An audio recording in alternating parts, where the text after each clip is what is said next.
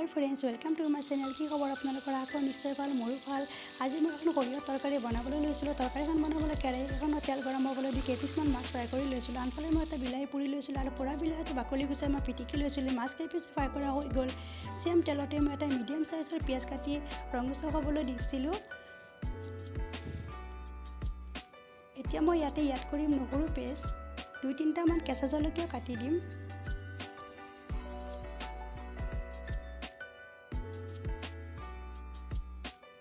অকণমান আদা পেষ্ট, আটাখিনি মিহলাই ল'ম।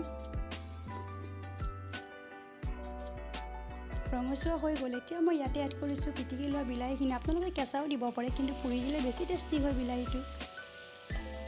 এতিয়া মই ইয়াতে এড কৰিম নিমখ, হালধি, জিৰা গুড়ি, ৰেড চিলি পাউডাৰ, কাশ্মীৰী, আটাখিনি ইনগ্ৰিডিয়েণ্টছ ভালদৰে মিহলাই ল'ম। এতিয়া মই ইয়াতে কৰিম পিচি লোৱা সৰিয়হখিনি। লগে লগে পানী এড কৰিম, তেতিয়া তিতা নালাগে। বহুতে ভাবে যে সৰিয়হ তৰকাৰীখন তিতা লাগিব, কিন্তু কেতিয়াও নালাগে যদি লগে লগে অকণমান পানী এড কৰি দিয়ে। এইখিনি ভালদৰে মিহলাই মই উতল আহিবলৈ দিম। তাৰপিছত মাছখিনি এড কৰি দিম। উতল আহিলে এতিয়া মাছখিনি দি দিলোঁ। ভালদৰে মিহলাই ল'ম আটাখিনি। অকণমান পানী এড কৰি, মই বেছি জোল নকৰোঁ, অকণমান গ্ৰেভি টাইপ কৰিম। আপোনালোকে তৰকাৰীত আলু দিব পাৰে।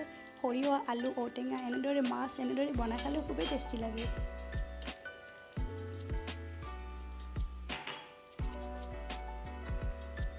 তৰকাৰীখন প্ৰায় ৰেডি হৈ গ'ল।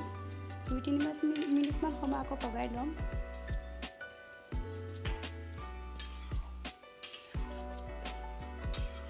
তৰকাৰীখন সম্পূৰ্ণ ৰেডি হৈ গৈছে। এতিয়া এখন বাচনত চাৰ্ভ কৰি মই আপোনালোকক দেখুৱাইছোঁ। ওপৰত মই কেঁচা জলকীয়া আৰু জালুকৰ চম্বৰ মাৰি দিছোঁ। যদি ৰেচিপিটো ভাল লাগিছে প্লিজ লাইক এটা কৰি দিব।